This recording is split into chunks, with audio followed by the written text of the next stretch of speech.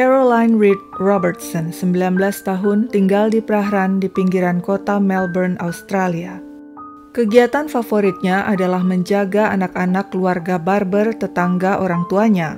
Selain dapat tambahan uang, ada hal utama yang bikin wajahnya berbinar dan senyumnya lebar. Dia bisa berdekatan dengan Rachel dan mengamati sepuasnya anak sulung keluarga barber itu. Rachel, oh Rachel. Bagi Caroline, Rachel adalah simbol kesempurnaan.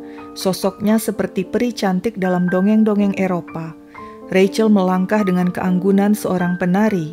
Matanya sewarna emerald, batu favorit Venus, dewi kecantikan Romawi kuno. Caroline pernah memotret Rachel berkali-kali tahun 1997. Waktu itu dia bilang ke Rachel dan orang tuanya, dia melakukan itu untuk sebuah proyek di sekolahnya. Mereka mengizinkan dan jadilah sekarang Caroline punya koleksi foto-foto Rachel. Sayangnya sekarang keluarga barber nggak butuh jasa babysitter lagi. Caroline juga sudah pindah ke flat sendiri karena pekerjaan. Meski begitu sampai detik ini, nggak sekalipun Caroline bisa melupakan Rachel, pujaannya yang sekarang berusia 15 tahun. Kalau Caroline sedang berada di flat sewaannya seorang diri, dia sering melamun sambil memandangi foto-foto Rachel. Semua hal yang diinginkannya dimiliki oleh Rachel. Rachel punya keluarga yang baik dan hangat. Rachel cantik, langsing, dan berbakat. Dia murid Dance Factory, sekolah tari prestisius. Orang-orang bilang suatu hari nanti Rachel akan jadi penari atau model terkenal. Temannya banyak dan di usianya yang ke-15, Rachel punya pacar yang cute. Sedangkan Caroline, hidupnya sekusam rambut dan kulitnya. Setiap hari dia kerja di sebuah toko ponsel. Ya, gajinya lumayan, bisa untuk bayar sewa flat sederhana dan untuk hidup mandiri. Meski jujur saja, kerjaan itu sangat membosankan baginya. Dia nggak punya banyak teman, jadi sepulang kerja dia hanya mendekam di flatnya. Sahabatnya yang paling setia adalah buku hariannya, diary kesayangannya. Di buku harian itu, dia curahkan segala isi hatinya, dia gambarkan dan tuliskan semua tentang hidup dan dirinya. Seperti ini dia menggambarkan wajahnya, jelek, mirip pizza lebar yang berminyak, mulutnya kecil, hidungnya besar, kulitnya berjerawat.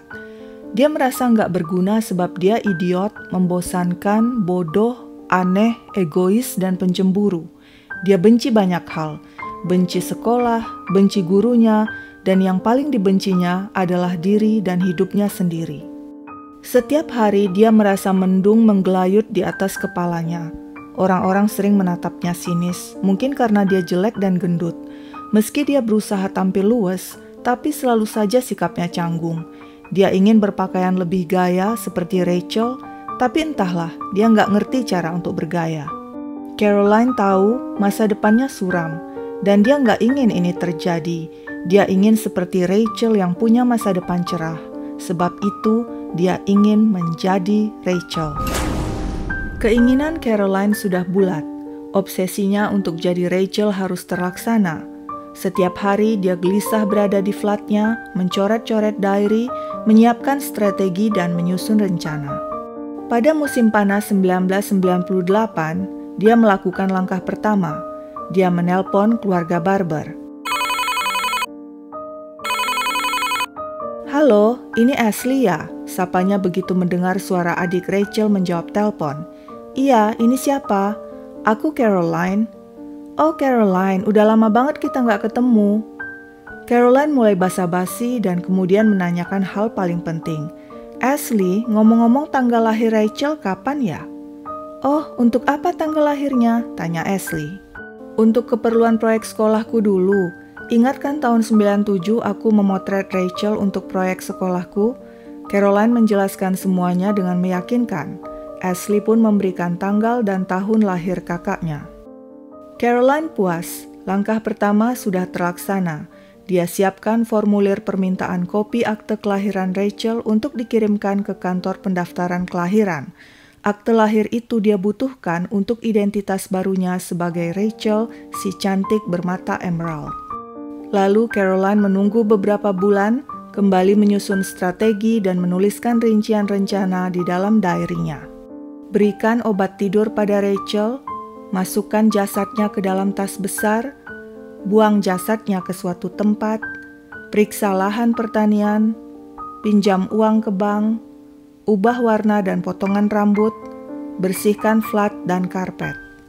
Saat dia menganggap rencananya sudah matang, Caroline menelpon Rachel pada hari Minggu 28 Februari 1999. "Halo Rachel," sapa Caroline. "Aku ada proyek lagi untuk kamu. Bayarannya oke loh." "Proyek apa?" tanya Rachel. "Besok kita ketemu aja, nanti kita omongin soal proyek itu. Tapi jangan bilang siapa-siapa ya," kata Caroline. "Oke deh," jawab Rachel senang. "Sampai besok." Caroline tersenyum puas. Langkah kedua sudah tercapai. Tinggal menunggu besok. Keesokan pagi, Senin 1 Maret 1999, sang ayah Michael Barber mengantar anaknya Rachel ke perhentian tram. Rachel akan pergi ke sekolahnya di Dance Factory. Nanti sorenya jam 6.15 ayahnya akan menjemputnya lagi di tempat yang sama. Di Dance Factory, Rachel bilang ke teman-temannya sepulang sekolah nanti dia ada tawaran job, tapi Rachel nggak bilang jobnya apa. Waktu itu teman-temannya pikir Rachel mendapat job modeling. Sesuai janji, sepulang sekolah Rachel bertemu Caroline di suatu tempat. Lalu dari sana keduanya sama-sama naik tram menuju flat Caroline di Prahran di pinggiran kota Melbourne. Setiba di flat, Caroline menawarkan pizza pada Rachel. Rachel memakannya, dia nggak tahu pizza itu sudah dibubuhi obat tidur oleh Caroline. Begitu Rachel terlihat lemas, Caroline segera meraih kabel telepon dan menjeratkannya ke leher Rachel sekuat tenaga. Rachel mati. Kemudian Caroline menyimpan jasad Rachel di dalam lemari dengan kabel telepon yang masih melilit lehernya. Guys, sementara itu keluarga Barber mulai cemas. Rachel nggak pulang juga. Mereka lalu lapor polisi dan bersama teman-teman dan tetangga mencari Rachel dan menempelkan poster orang hilang di setiap sudut jalan. Polisi juga melakukan investigasi dan menanyai semua kenalan Rachel. Dan apa yang dilakukan Caroline? Keesokan harinya setelah membunuh Rachel, dia pergi kerja dengan tenang, meninggalkan jasad Rachel dalam lemari. Dia sempat dihubungi dan ditanyai polisi karena dianggap kenal dengan Rachel. Tapi Caroline bilang dia nggak tahu di mana Rachel berada. Kemudian besoknya Caroline menelpon kantor dan bilang dia nggak bisa masuk dengan alasan sakit. Alasan yang sudah pasti bohong karena Caroline sibuk di flatnya membungkus jasad Rachel dengan 2 helai permadani dan memasukkannya ke dalam tas besar.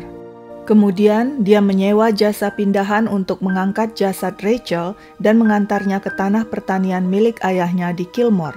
"Hati-hati ya," katanya pada petugas pengangkat. "Tas ini isinya patung." Jasad Rachel pun diantar ke pertanian milik ayah Caroline. Caroline hanya sendirian di sana sebab ayahnya tinggal di rumah lain. Pertanian itu hanya sesekali dikunjungi ayahnya.